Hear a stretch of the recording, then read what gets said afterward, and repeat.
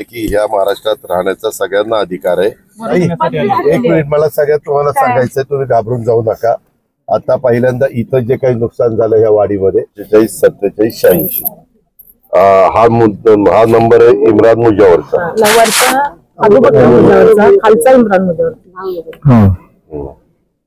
इम्रान मुजावरचा 94-20-25 बोला। त्यांनी नारायण वेल्लालचं नाव घेऊन त्यांनी सांगितलं की इथं सगळी लांडेबाई राहतात आणि हे मशीद विध्वस्त अतिक्रमण मध्ये आहे।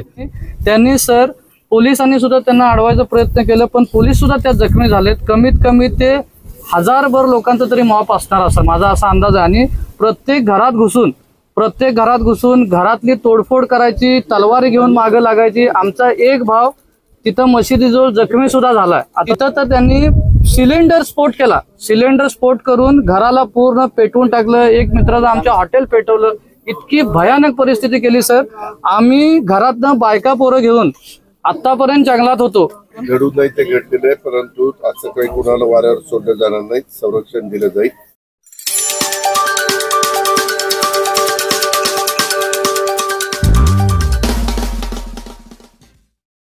बघा की मोबाईल आहे काय मला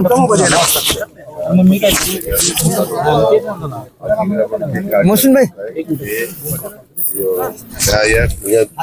जे न्यायप्रविष्ट बाब आहे आणि विचार विनिमय करूनच हे केलं जातं। माझं एवढंच म्हणणं आहे की ह्या महाराष्ट्रात राहण्याचा सगळ्यांना अधिकार आहे, त्याच्याबद्दल दुमत नाही। फक्त राहताना सगळ्या समाजाने, सगळ्या जाती धर्मांनी नियमाप्रमाणे कायद्याचं पालन करून सगळ्यांनी राहावं, एवढीच त्याच्यामध्ये गोष्ट। तुम्हाला ऐका ना, तुम्हाला वाऱ्यावर कुणाला सोडलं जाणार नाही। आता पहिल्यांदा इथं जे काही नुकसान झालंय तिथं काढलंय ते अतिक्रमण काढलंय। इथं निष्पाप लोकांचे मोटरसायकली जाळल्यात किंवा आमच्या पायथ्यालाच गाड्या होत्या, मोटरसायकल होत्या पायथ्याला। त्याचे पंचनामे झाले नाहीत का? झाले असतील। आता आम्ही वरून खाली आम्हाला कोणी उतरवलेलं पण नाहीये आणि ऍक्च्युली आमच्यापर्यंत वरती कोण पोहोचत पण नाही। आता आमच्या मुलाशी सारं दूध नाहीये, औषधोपचार कुणाची महिना झाले आणि त्यात आणखी कसं हे सगळं तोडफोड चालली आहे।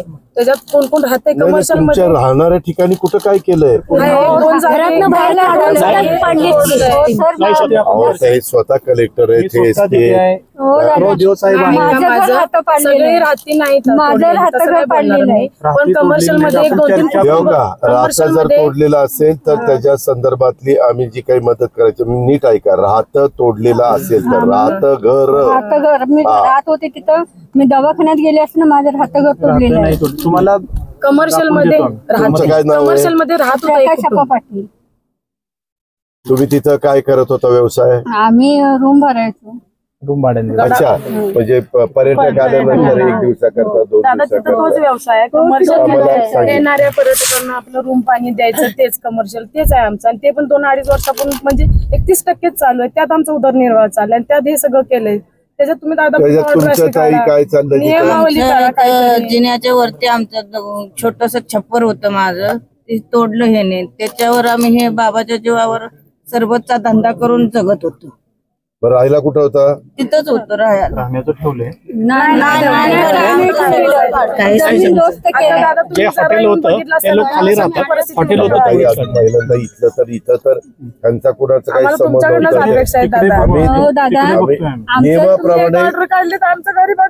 नियमाप्रमाणे मदत केली जाईल, कायद्याप्रमाणे नियमाप्रमाणे जे असेल आम्हाला मदत म्हणजे आता फक्त अशी पाहिजे की आम्ही राहतची घरं ती आमची कायम करायची, हीच मदत तुमच्याकडे अपेक्षा आहे। आता ही मॅटर आहे कोर्टात, राहत्या घराच्या ऐका ना, राहत्या घराच्या संदर्भात कोर्टाच्या संदर्भात आहे, तिथं आम्ही कुठे काही करत नाही। कलेक्टर साहेबांनी आम्हाला असं बोललंय की 30 सप्टेंबर पर्यंत तुम्ही राहती घर सुद्धा रिकामी करा। नाही सांगितलंय सरांनी, आमची माणसं आम्हाला म्हणतात की 30 सप्टेंबर पर्यंत राहती घर तुम्ही रिकामी करा, नाही तर येऊन तोडली जातील। आणि त्याच्यात अतिक्रमण अशी घोषित केलेली आहेत, आम्ही पूर्वी पण राहायला तिथंच होतो। गावठाण जागा आणि सगळी मोजणी पत्रात आमची गावठाणांची जागा। एक मिनिट, मला सगळ्यात तुम्हाला सांगायचंय, तुम्ही घाबरून जाऊ नका। आता पहिल्यांदा इथं जे काही नुकसान झालं ह्या वाडीमध्ये, इथलं पहिल्यांदा आम्ही सगळं नीट निसरतो। कसं झालं दादा, वरतीपर्यंत कोण पोहोचू शकत नाही. आम्ही परवा तुमच्याकडे खासदार अपेक्षा आलेले, कोण केलेली. आलेले वरतीपर्यंत कोण येत. आता आम्ही आलोय, आम्हाला प्रशासनाने सुद्धा हे केलं, पण आम्ही आलो म्हणतो आमचा हात 5 किलोमीटर सर आम्ही चालत आलो तुमच्यासाठी. अरे बाई 5 किलोमीटर काही 3 किलोमीटर विशाळगड आणि 5 किलोमीटर कशी काय मग चालली? तेच दादा वरून आम्ही चालत पावसात तुमच्यासाठी आलो, कारण तुम्ही मान्य ना, आमच्याकडे मी लक्ष दिलं. ऐकून घेतलं ना. मी आता सांगतो ना अधिकाऱ्यांच्या देखत की बाबा तुमच्यावर अन्याय होणार नाही. दादा फक्त एवढी अपेक्षा आहे, तुम्ही केस व्यवस्थित बघा. होय, होय, होय. बसतोय का नाही आम्हाला तिथं राहायची परवानगी मिळू दे. ठीक आहे, बघणाऱ्यांनी सांगितलं साहेबांनी. तुमचं काय व्यवसाय किती लोकांच्या रूम आहे?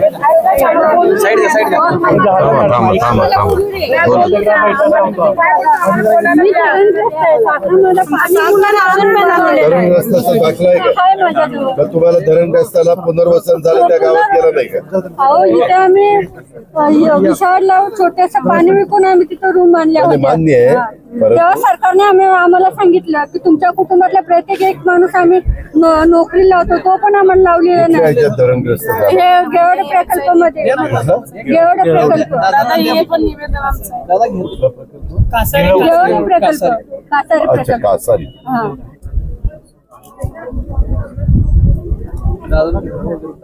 दाखवा तुम्ही आमचं नाव विचार करायचं आहे आमचं पण त्याला. माझं अक्षर पुढे ठेव. नोंदलं माझं. अक्षर पुढे ठेव. माझी बहीण तिथेच होतं. काय UPSC अभ्यास करते दिल्लीत. ठीक आहे. मेकॅनिकल इंजिनियर आहे ते आता हे करायला गेले शाहवाडीत गेले. मेकॅनिकल इंजिनियर आहे मेकॅनिकल इंजिनियर झाली कुठे गेले? हे कराड मेडिकल हिच्यात आपलं गव्हर्नमेंट कॉलेज. तुमची सक्ती फोन नंबर कुठे? नाही त्याच्यात मेन कोण आहे त्यांचा नंबर द्या ना. त्याच्यात हिदायत मुजावर आहे का? त्यांचा नंबर आहे. नंबर कुणी लिहिलेलाच नाही. नंबर काय कुणाचा तरी एखादा नंबर म्हणजे काही 94 22 ज्यांचा म्हणजे पुरुष मंडळीचा द्या. 94 22 म्हणजे माझी सरपंच आहे 62 57 86 आणि एक मध्ये रेंज नसते असते. एक नंबर 94 20 45 47 नाव काय? ते अबूबकर मुजावर तुम्हाला मुलं किती येते? मला एक मुलगा आहे. प्रकल्पग्रस्ताचा दाखला आहे इम्रान मुजावर बरं का? 94 22 62. अबूबकर मुजावर 94 22 अबूबकर ऐक नंबर नीट आहे का बघा. 94 22 62 57 86 आणि 94 20 45 47 86. हा नंबर आहे इम्रान मुजावरचा. वरचा अबूबकर मुजावरचा, खालचा इम्रान मुजावर. इम्रान मुजावरचा 94 20 45. रेंज मध्ये असते जरा गडावरती रेंज. अरे प्लास्टिक दादा अतिक्रमणाचं पण जरा दर्द शेजारी ते अतिक्रमण. आता तुमच्या देखत कलेक्टरांनी सांगितलं थोडस इथलं वातावरण शांत होऊ द्या. तिथं येऊन तुमच्या बरोबर परत मिटिंग घेतली जाईल आणि त्याच्यातनं योग्य तो मार्ग काढला जाईल. तुम्ही पण थोडस आता वरचं काही झालं तर वर सरकारने अतिक्रमण काढलेलं आहे. थांबा ताई, आता पहिल्यांदा इथं ह्या निष्पाप लोकांच्यावर काही जे झालं ते तिथं केलंय ते जे कोर्टामध्ये मॅटर आहे त्याच्या पद्धतीने त्याच्यात काही गोष्टी करण्याचा प्रयत्न झालेला आहे.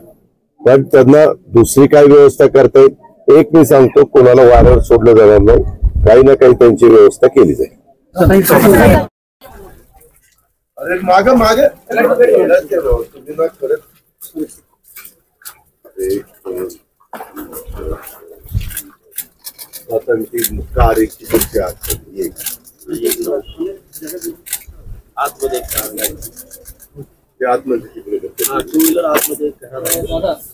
कॅमेरे स्कूटर होती.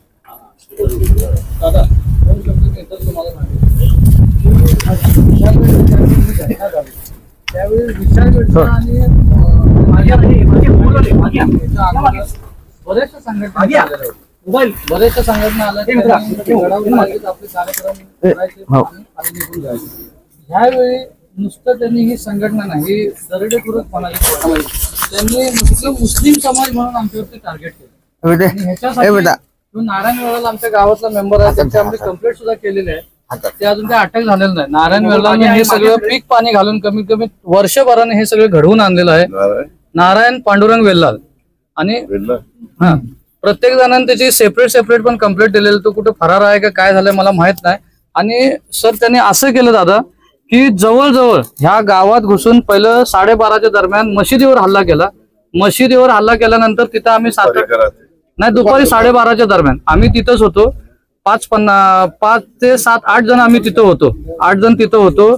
तिकडनं जे गडावरनं जे मॉप आला त्यांचा 100 ते 150 लोकांचा मॉप आला. त्यांनी नारायण वेलालचं नाव घेऊन त्यांनी सांगितलं की इथं सगळी लांडेबाई राहतात आणि ही मशीद विध्वस्त अतिक्रमण मध्ये आहे, ते सगळं तोडून टाकायचं आहे.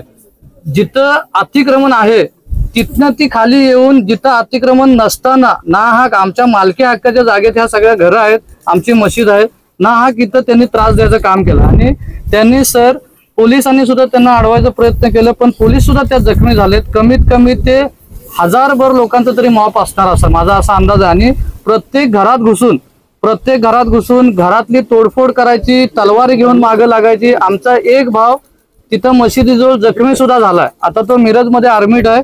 त्याचे हात आणि पाय दोन्ही फ्रॅक्चर आहेत. आमच्या घराच्या समोर खाली तुम्हाला पाणी करताना आता मिळेल तिथं तर त्यांनी सिलेंडर स्फोट केला. सिलेंडर स्फोट करून घराला पूर्ण पेटवून टाकलं. एक मित्राचं आमच्या हॉटेल पेटवलं. इतकी भयानक परिस्थिती केली सर. आम्ही घरातनं बायका पोरं घेऊन आतापर्यंत जंगलात होतो. एक दिवस पूर्ण आम्ही जंगलात होतो. रात्री आम्ही भीतीच्या वातावरणाने कुणी आपली मुलांना सासरवाडीत पाठवून दिले, कुणी कोल्हापुरात पाठवली, कुणी नातेवाईकांजवळ पाठवून दिले. आमचे ज्यावेळी ही घटना झाली सर्जेराव दादा सुद्धा इथं तातडीने आलेत. त्यांनी सुद्धा इथं बघितलं, पण पोलिसांचं पण इथं काय चाललं ना. आणि भयानक परिस्थिती करून ठेवली. जेणेकरून आता दादा फक्त एवढंच तुम्हाला बोलू इच्छितो की जे झालेलं नुकसान आहे, एक तर नारायण वेलाला तुम्ही पहिले ते अटकचं ते वॉरंट काढावं आणि त्याला जेवढं शासन होईल तेवढं शासन तुम्ही त्यांना द्या. कारण आम्हाला ऐकून पण माहिती आहे आणि मी तुमच्या 1-2 ह्याच्यामध्ये आलेलो आहे. अभित नाईक बरोबर तुमच्या संग दादा मी आलेलो आहे कणकवलीचे. त्यामुळे तुमचं रोखठोक बोलणं असतं आणि रोखठोक कार्यक्रम असतं. त्याचा कार्यक्रम हा झालाच पाहिजे. आणि विशालगडवर जी लोक राहतात सध्याला त्यांचं अतिक्रमणचं काहीही विषय असेल, पण त्यांना आता पावसानं बेघर करू नये. जी तिथं घरं आहेत ती एक मिनिट, इथं SP आहेत, कलेक्टर आहेत, त्यांनी दोघांनी पण मला सांगितलं, CO पण आहेत आमचे, की आम्ही घरावर कुठंही काही केलेलं नाही. जे अतिक्रमण कमर्शियल आहेत तिथं फक्त झालं. ठीक आहे दादा. आणि आपण न्याय व्यवस्थेच्या बाहेर जाऊन काही त्या ठिकाणी करणार नाही. न्याय व्यवस्थेची चर्चा विचार करूनच त्यांचा म्हणजे ऍडव्होकेट जनरलचा सल्ला वगैरे घेऊनच. फक्त जे वर्षानुवर्ष पिढ्यानपिढ्या राहतात त्याच्याबद्दल कुणाचं काही म्हणणं नाही, परंतु नंतर कुणी काही वेगळ्या पद्धतीने करून तिथं चुकीच्या गोष्टी केलेल्या असतील तर कुणी असू दे, म्हणजे असं कुठल्याही समाजाचं म्हणायचं नाही. कुणाचंही अतिक्रमण कमर्शियल झालेलं असेल तर ते मात्र काढलेलं. ठीक आहे दादा. आणि दुसरी गोष्ट, इथल्या जे लोकांचं नुकसान झालंय, बरंचसं नुकसान झालंय, ते तुम्ही प्रयत्न करून जेवढी जास्ती असतं फास्ट जेवढं करता येईल. आणि कलेक्टर साहेबांनी पण तातडीने 50,000 रुपयाची आम्हाला मदत केली. आणि वारंवार सर सुद्धा, कलेक्टर सर सुद्धा, DYSP सुद्धा सगळे वारंवार दिवसातनं त्यांचं SP साहेब सुद्धा दिवसातनं 10 फेऱ्या त्यांच्या इथं असतात, जात नाहीत, संध्याकाळी ते जातात. भरपूरशा प्रशासनानं आम्हाला मदत केली. पण दादा तुम्ही आणि प्रयत्न करून घडू नाही ते घडलेलं आहे, परंतु असं काही कुणाला वाऱ्यावर सोडलं जाणार नाही. संरक्षण दिलं जाईल. कायद्याच्या नियमाच्या चौकटीमध्ये राहून सगळ्या गोष्टी केल्या जाईल.